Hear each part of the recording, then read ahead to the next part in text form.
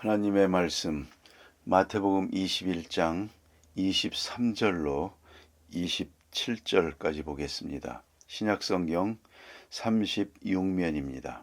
마태복음 21장 23절로 27절 찾으시는 대로 한 목소리로 봉독합니다.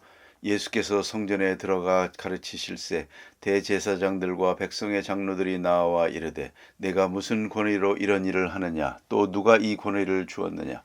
예수께서 대답하시되 나도 한 말을 너희에게 물으리니 너희가 대답하면 나도 무슨 권위로 이런 일을 하는지 이르리라. 요한의 세례가 어디로부터 왔느냐 하늘로부터냐 사람으로부터냐. 그들이 서로 의논하여 이르되 만일 하늘로부터라 하면 어찌하여 그를 믿지 아니하였느냐 할 것이요 만일 사람으로부터라 하면 모든 사람이 요한을 선지자로 여기니 백성이 무섭다 하여 예수께 대답하여 이르되 우리가 알지 못하노라 하니 예수께서 이르시되 나도 무슨 권위로 이런 일을 하는지 너희에게 이르지 아니하리라. 아멘. 오늘 본문은 지나가는 이야기처럼 간단하게 기록된 말씀이지만 대단히 심각하고 또 어떤 의미에서는 악랄한 그러한 대결 장면이 본문에 나타나 있습니다. 예수님께서 바로 하루 전에 성전을 깨끗이 한 일이 있습니다. 이 성전이라고 하는 것은 당시의 제사장들과 바리새교인, 서기관들에게 아주 전용 권세를 행사하는 곳입니다. 정치적인 권리는 로마에게 빼앗겼지만 종교적 권위는 인정받고 있기 때문에 온 백성들이 유일하게 기대하고 존경하고 또 사랑하는 곳이 바로 성전입니다. 그 성전에서 이렇게 더러워진 일들, 타락한 일들을 보고 예수님께서 채찍을 들어 나가라고 하고 비둘기 파는 사람들의 상자를 다 둘러엎고 소와 양을 다 몰아내고 그 넓은 성전마당을 깨끗이 할 때에 워낙 옳은 말이요 바른 말씀을 하고 있기 때문에 저들은 다 물러갔습니다. 누구 하나 대항할 수 없었습니다. 그것은 예수님의 권세 때문입니다. 33살밖에 안 되는 분입니다.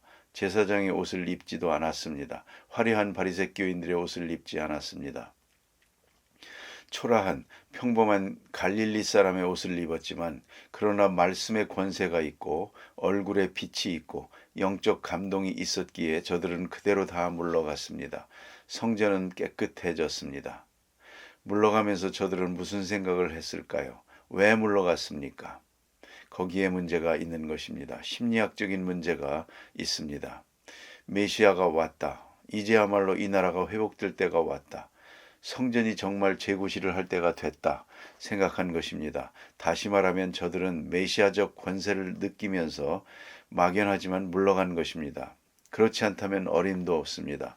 여기에 지금 중요한 문제가 걸리지 않았습니까? 자기들의 장사미천입니다. 이걸 둘러엎으면 어떡합니까? 이거 지금 하찮은 장사하면서 살아가는데 이 삶의 터전을 빼앗기고 있는 겁니다. 예루살렘 성전에서 장사하던 사람들, 장사 못하게 되면 문제가 됩니다. 요새도 이런 문제로 얼마나 심각합니까? 데모하고 파업하고 할 때 굉장하지 않습니까? 그런데 이렇게 물러가라고 하니까 불법이든 합법이든 장사하던 것 치워라 하고 내몰게 되면 이들이 순순히 물러날 수가 없습니다.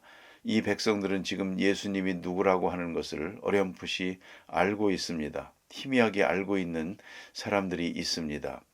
예수님이 병 고쳤다더라. 말씀의 능력이 있다더라. 5,000명을 먹였다더라. 다 들려왔거든요. 이분이 바로 그분이다. 그리고 행동을 주시하고 있었는데 이분이 성전을 깨끗이 하는 겁니다. 오라, 메시아가 분명하다. 이제 뭔가 되는가 보다. 이제 소망이 있다. 자기에게 손해가 오지만 그들은 물러갈 수밖에 없었습니다. 다시 말하면 메시아적 권세, 메사야닉 오소리티, 메시아적 권세에 대한 다소간의 믿음이 있어서 이렇게 순종했던 겁니다. 그렇지 않으면 순종할 리가 없습니다. 상상을 해보세요. 이게 되겠습니까? 그런데 생각해 보세요. 예수님을 이거 오랫동안 수백 년 동안 해온 겁니다. 이걸 나가라 할 때 저들이 순종했습니다. 그 권세 앞에 순종하고, 그러니까 말로는 못하지만 마음으로는 이분이 메시아다. 메시아가 온다 하더니 오셨구나. 이제야 그날이 왔구나. 이제야 메시아의 나라가 오는가 보다. 그러한 느낌들이 있어서 그러한 생각을 가지고 순종해서 나갔던 것이거든요. 이러니까 이제 하루가 지나고 나니 어떻습니까? 예루살렘 성전은 깨끗하게 됐고 예배하러 오는 사람들, 제사 드리러 오는 사람들이 아주 경건하게 찾아낸단 말입니다. 질서가 잡혔습니다. 이러고 보니까 문제가 생긴 것은 제사장들의 위신이 말이 아닙니다. 제사장들은 완전히 타락한 장사꾼이 됐고 예수님은 메시아로 인정을 받게 되고 이 분위기가 참 이상해졌거든요. 제사장들이 아주 형편없이 그 위신이 추락하고 말았단 말입니다. 위상이 바닥까지 떨어졌습니다. 저희들이 모여가지고 이거 큰일 났다 어떡하냐. 우리 체면이 말이 아닌데. 이럴 때에 언제나 꼭 악한 지혜가 발동하는 겁니다. 지혜가 발동합니다. 꼭 악한 사람은 남다른 그런 지혜가 있습니다. 그래서 어떤 사람이 말을 했겠죠. 제사장인지 바리새교인인지 모르겠습니다. 사내들인 공의회로 모인 것 같습니다. 사내들인 공의회가 제사장과 바리새교인, 서기관들 이 사람들로 되어 있거든요. 사내들인 공의회는 72명입니다. 이 72명이 회의한 결과 이 문제를 수습해야지 안 되겠다. 저를 이대로 두고는 우리가 이 자리에 있을 수가 없다. 결론을 내리고 무슨 지혜가 없느냐 한 사람이 묻게 됩니다. 저 사람이 스스로 메시아라고 말하게 되면 메시아는 해석이 나름이거든요. 원래 메시아는 역사 끝에 종말론적으로 하나님께서 보내신 하나님의 대행자요. 하나님 자신이 오셔서 역사하는 그것이 메시아입니다. 그러나 또한 이스라엘 사람들로서는 이스라엘의 왕입니다. 그러니까 세속적 의미의 메시아가 있고 종말적 의미의 메시아가 있는 것입니다. 같은 메시아지만 해석이 다릅니다. 그러니까 저들은 정치적 메시아를 생각하고 있거든요. 어쨌든 간에 내가 메시아라고 하는 순간 로마 사람에게 고발할 수가 있게 됩니다. 신령한 메시아냐, 이스라엘의 정치적인 메시아냐, 바로 그 관념 때문에 이 관념이 충돌해서 예수님이 십자가에 돌아가시는 것이거든요. 그를 정치적인 메시아로 돌려버린 겁니다. 그래 예수님께서 재판받으실 때 말씀하지 않습니까? 내가 메시아냐 하고 확인하지 않습니까? 그때 가야바 앞에서 예수님이 뭐라고 합니까? 인자가 구름을 타고 오는 것을 보리라. 그러자 가야바가 참담하도다 그러지 않습니까? 이건 우주적인 메시아입니다.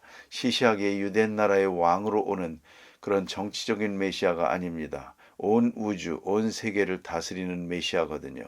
그 메시아라는 개념과 정치적 메시아라는 개념은 다릅니다. 하지만 끝내 예수를 정치적 메시아로 만들면 로마 사람들은 뭐 다른 거 관심 없습니다. 우리가 지금 이 나라의 왕권을 가지고 있는데 왕이 또 있단 말인가? 그러면 그건 죽여야지. 로마에 대해서 반대하는 세력이니까 그런 뜻이거든요. 그러니까 예수를 정치적 메시아로 고발하고 싶은 겁니다. 고발되기만 하면 십자가에 못 박아 죽일 수가 있으니까 말이죠. 그래서 입건을 하려고 하는 것입니다. 입건 조건을 찾기 위해서 묻습니다. 무슨 권세로 이런 일을 하느냐.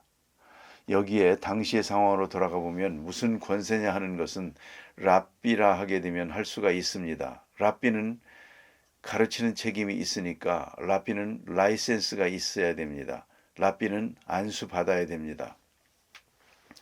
너는 어느 파의 랍비로 안수받았느냐 그 질문입니다. 요새 말로 하면 어느 교단에 안수받은 목사냐 그거죠. 지금도 랍비는 세움을 받고 기름 부음을 받아야 되는데 너는 무슨 권세냐 어느 파 랍비냐 하는 얘기가 되겠고요. 또 하나는 그 다음에 다른 하나는 성전에서 일할 수 있는 과정이 있습니다. 아무나 성전에서 일할 수 있는 게 아닙니다. 아무나 성전의 물건을 마음대로 손댈 수가 없습니다. 성전에서 일할 수 있는 특별한 훈련을 받고 허가받은 사람이어야 됩니다. 하다못해 성전 마당을 쓸어도 말입니다. 이건 레위 사람들이라야 되거든요. 그래서 우리나라는 그렇지 않습니다만 국교가 있는 나라들 있죠. 독일이나 스웨덴이나 이런 데는 목사가 공무원입니다. 국가 공무원이죠.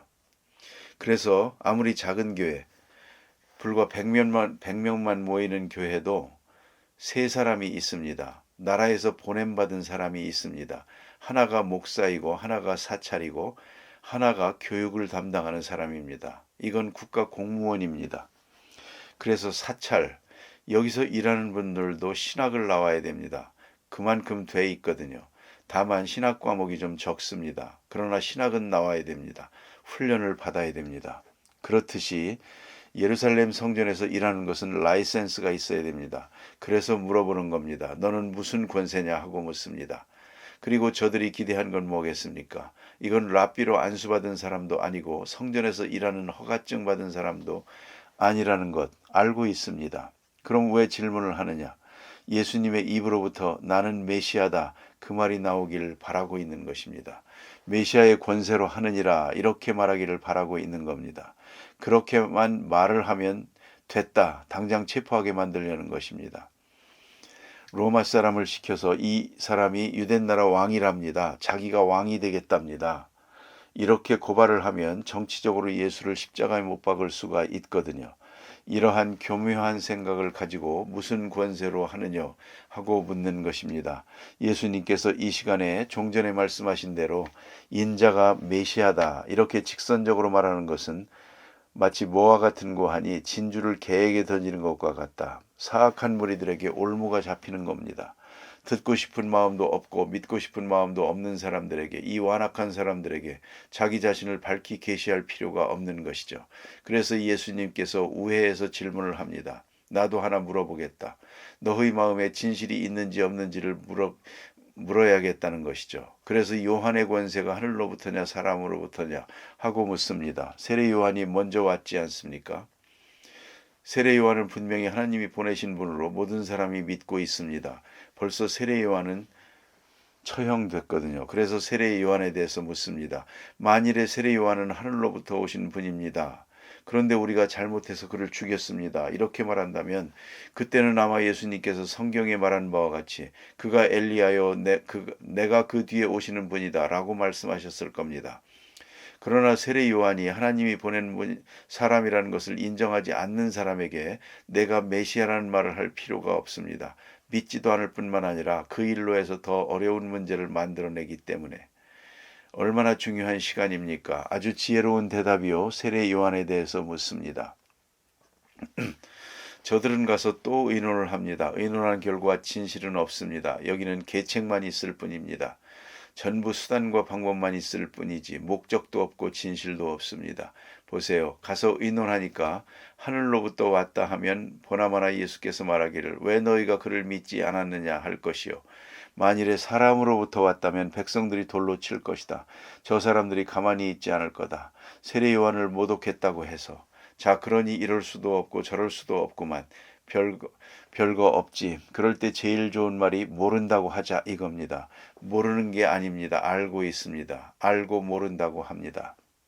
여러분 이걸 생각해야 됩니다. 심리학적으로나 교육학적으로나 알고 모른다고 하면 영영 이제는 알 길이 없습니다. 이건 지식을 포기한 것입니다.